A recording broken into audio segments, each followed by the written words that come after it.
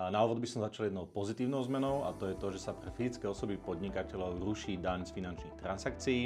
Zvýšenie odvodov alebo odvodovo-daňového zaťaženia stúpne v roku 2026 až na 425 eur mesačne, čo celkovo ročne znamená navýšenie až o 1 000 eur. Aj pri tej živnosti alebo pri SZČO stále existuje atraktivita, ktorá sa hýbe v rozmedzi medzi 30 až 46 000 eur. Teraz téma, ktorá sa rieši asi najviac. Firemné autá a odpočet DPH. Ak naozaj vedia preukázať, že využívajú auto na podnikateľské účely, nebal by som sa a uplatňoval by som si 100% odpočet DPH-čky.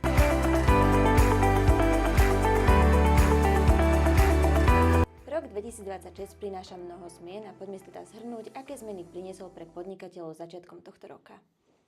Áno, rok 2026 prináša veľmi veľa zmien. Na úvod by som začal jednou pozitívnou zmenou a to je to, že sa pre fyzické osoby podnikateľov ruší daň z finančných transakcií. Posledný krát túto daň zaplatia živnostníci alebo SZČO za mesiac december 2025 a tá bude vysporiadaná buď do decembra 2025 alebo do konca januára 2026 a to podľa toho, ako máte banku alebo aké má banka procesy. Preto odporúčame si to s bankou overiť, dokedy bude táto daň vysporiadaná a tým pádom vaše povinnosti skončia. Druhá zmena, ktorá zasiahne živnostníkov, sú odvody. Zvýšenie donútilo množstvo živnostníkov prehodnotiť formu podnikania.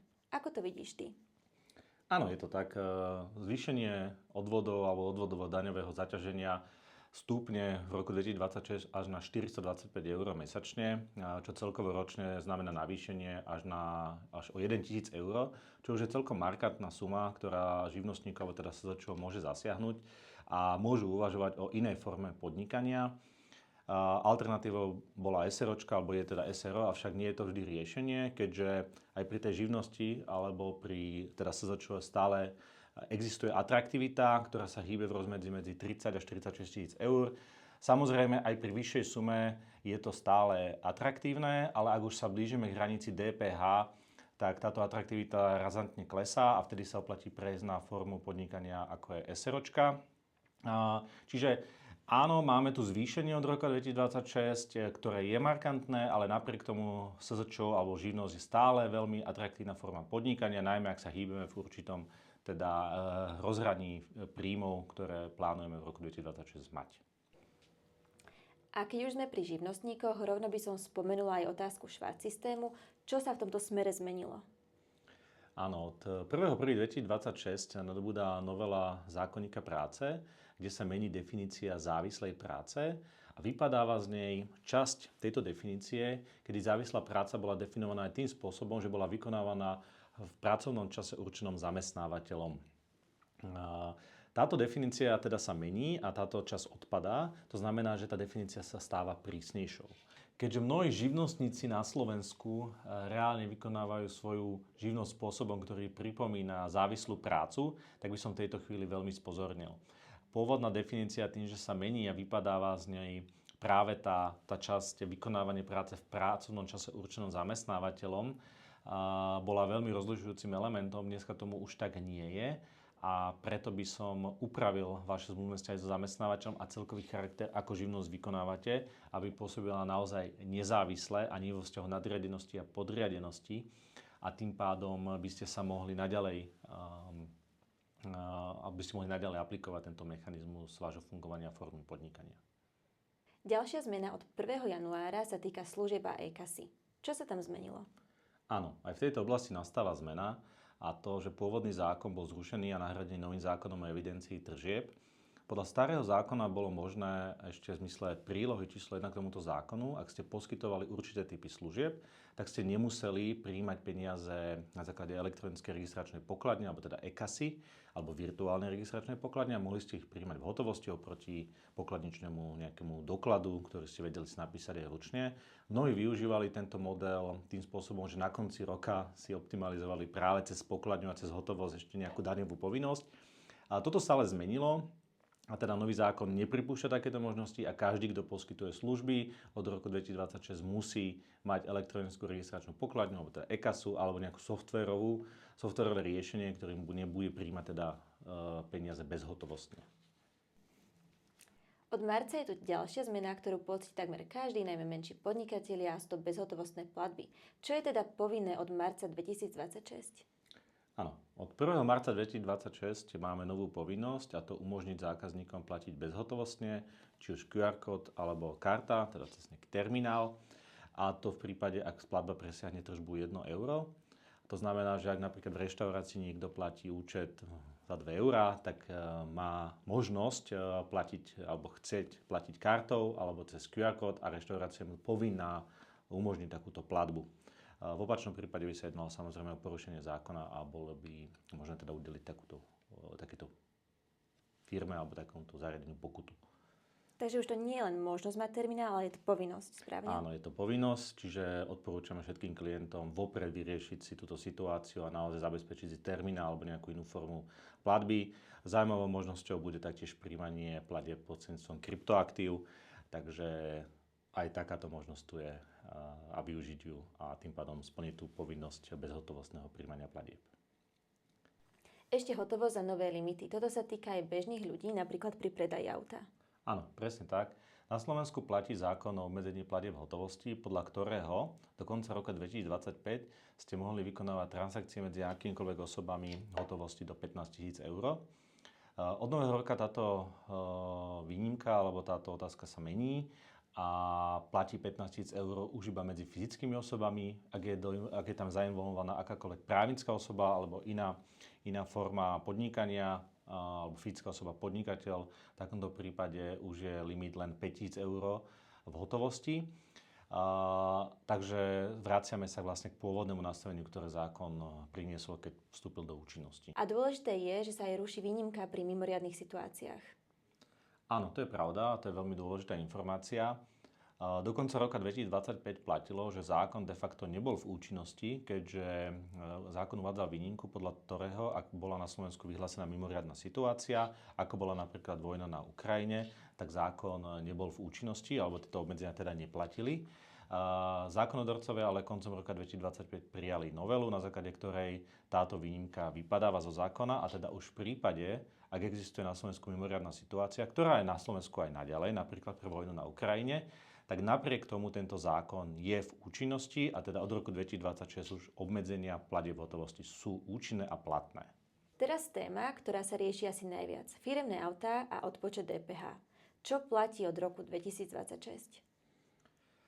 DPH na auto je veľmi zaujímavá téma, ktorá vlastne priniesla najviac rozruchu v podnikateľskej sfére, najmä na úrovni teda firiem.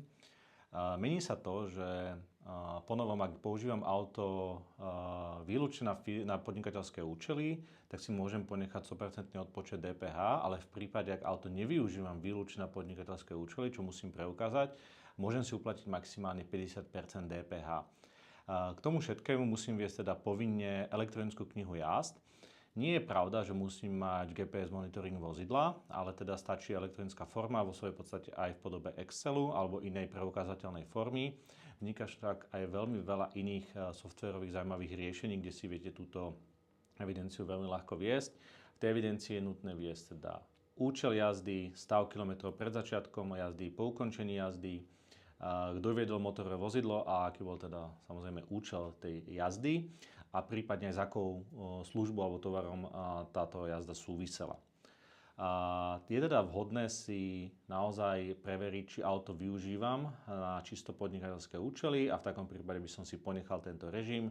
Je dôležité oznámiť túto skutočnosť finančnej správe, že auto využívam výlučne na podnikateľské účely a vtedy si môžem uplatniť 100% odpočet DPH. Samozrejme aj pri kúpe vozidla a aj na ostatné služby súvisiace s prevádzkou motorového vozidla, ako je servis, samozrejme benzín, alebo teda pohonné hmoty, ale aj iné služby.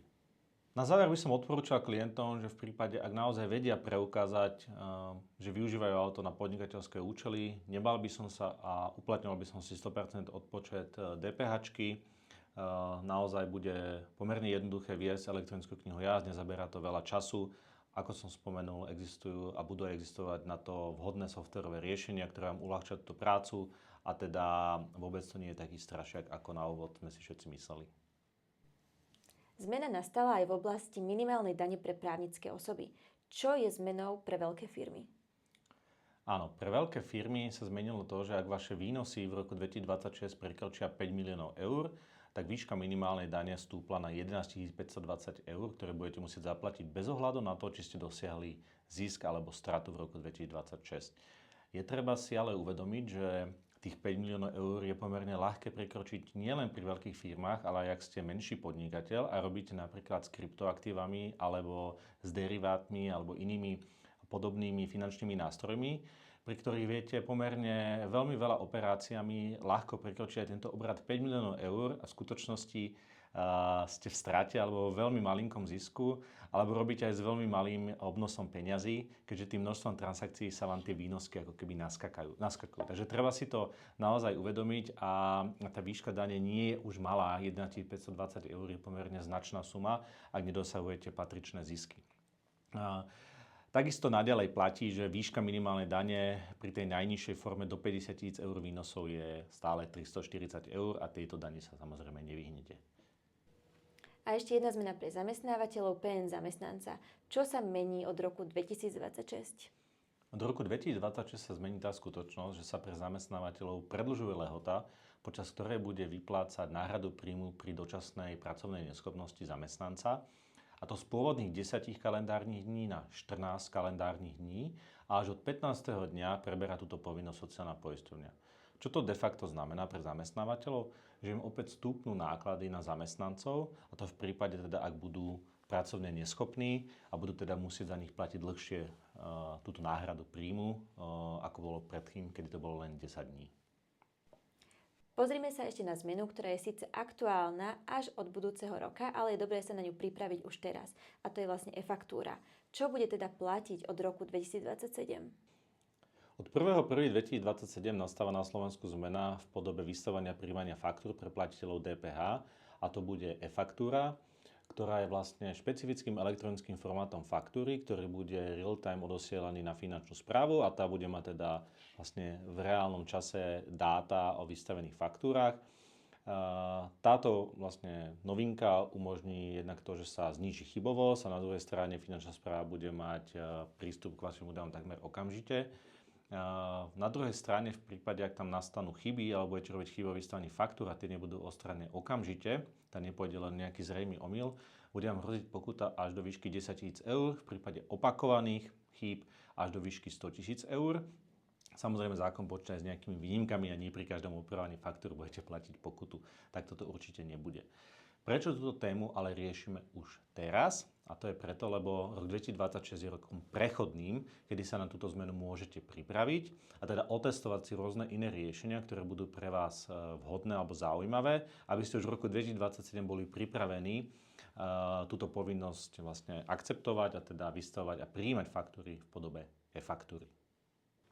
Keby si mal povedať 3 veci, na ktoré by sa mali podnikatelia zamerať najviac, ktoré by to boli? Pri živnostníkoch by som začal určite švart systémom. Treba si nastaviť veci tak, aby ste boli naozaj živnostníkom a nie zamestnancom. Druhá vec, na ktorú by som sa zameral, je otázka, či sa vám oplatí stále fungovať na živnosť, alebo je to SROčka, alebo tá SROčka je vhodnejšia forma. A treťou vecou sú bezhotovostné platby, ktoré samozrejme musíte riešiť aj vy, teda ste povinní akceptovať aj takýto spôsob úhrady vašich faktúr. Pokiaľ sa jedná o SROčky, tak prvý najdôležitejší bod sú samozrejme auta a DPH. Určite by som si prešiel, či využívam auto na podnikateľské účely alebo aj na súkromné účely a nastavil si mechanizmus tak, aby som vedel si uplatňovať prípadne aj 100% odpočet DPH pri autách.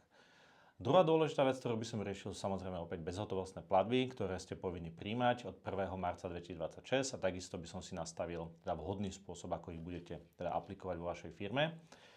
Treťou dôležitou témou je otázka švart systému, ktorá sa rovnakým spôsobom dotýka aj SROčiek, keďže tí práve majú zmluvné vzťahy s živnostníkmi alebo teda so zamestnancami. A je to otázka dosť podstatná, pokiaľ ide o samotné náklady, ale aj zodpovednosť za vykonávanú prácu alebo teda dodávané výsledky nejaké aktivity zo strany živnostníkov. Tejto téme sa však budeme venovať v samostatnom videu, kde si ju rozoberieme pomerne hĺbšie a aj spôsoby, ako nastaviť vzťahy, prípadne čomu sa vyhnúť, aby ste eliminovali prípadné pokuty, ktoré nie sú v tomto smere vôbec malé. Ak chcete mať v roku 2026 nastavené všetko v poriadku a v súlade so zákonom, neváhajte nás kontaktovať, dohodneme si osobné stretnutie, kde si prejdeme vašu situáciu a jednotlivé kroky.